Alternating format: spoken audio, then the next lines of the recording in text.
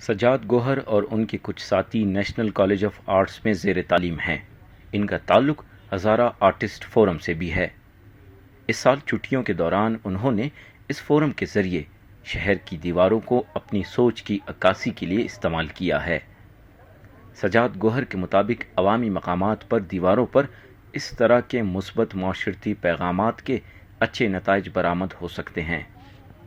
ہم نے مختلف آرٹس کے فارمز کو جو ہے لوگوں میں انٹروڈیوس کروایا، ان کے ورکشاپس کروائے۔ تو اس دفعہ جو ہم نے یہ انیشیٹو لی وہ بیسکلی یہ تھا کہ ویژول آرٹس میں سب سے اسٹرانگ میڈیم جو ہے وہ وال پینٹنگ ہے، چونکہ ایک پبلک پلیس میں آپ اپنے جو ہے بہت خوبصورت طریقے سے اپنے میسیجز لوگوں تک کنوے کر سکتے ہیں۔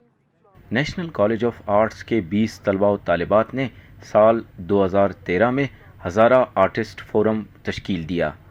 یہ فورم اسکول کے بچوں کی مدد سے اب تک شہر کے 32 دیواروں پر پینٹنگ کر چکا ہے۔ ان پینٹنگز کے ذریعے نہ صرف معاشرتی مسائل کو اجاگر کیا گیا ہے، بلکہ اس میں بلوچستان میں قیام امن کے لیے بھی واضح پیغامات نظر آتے ہیں۔ ایک مزے کی بات یہ ہے کہ جو ہے زیادہ تر جو یہاں پہ بچے تھے وہ جو ہے ان کی آشنائی سرخ رنگ کے ساتھ بہت زیادہ تھی، جو میں نے خود آبزرو کی تھی یہاں پہ۔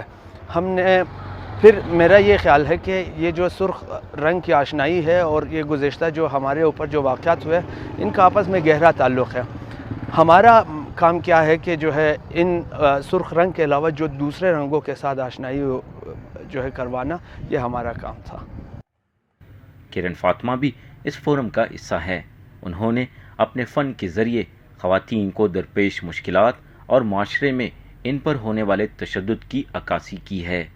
جب ہم وومین کا نام لیتے ہیں ہمارے ذہن میں کیا نام آتا ہے کہ کیا پابندی؟ وومین کے لیے صرف ہمارے پاس پابندیاں ہی ہوتی ہے؟ جی نہیں، ایک وومین گھر بھی چلاتی ہے، باہر کام بھی کر سکتی ہے۔ ہم نے جیسے بچپن سے سنا ہے کہ ایک کامیاب مرد کے پیچھے ایک کامیاب عورت کا ہاتھ ہوتی ہے۔ ہزارہ آرٹسٹ فورم کے رہنماؤں کے مطابق ان پینٹنگز کے ذریعے جہاں لوگوں کو مختلف مثبت پیغامات تک رسائی دی گئی ہے، وہاں دیواروں کی خوبصورتی کو بھی بحال کیا جا رہا ہے۔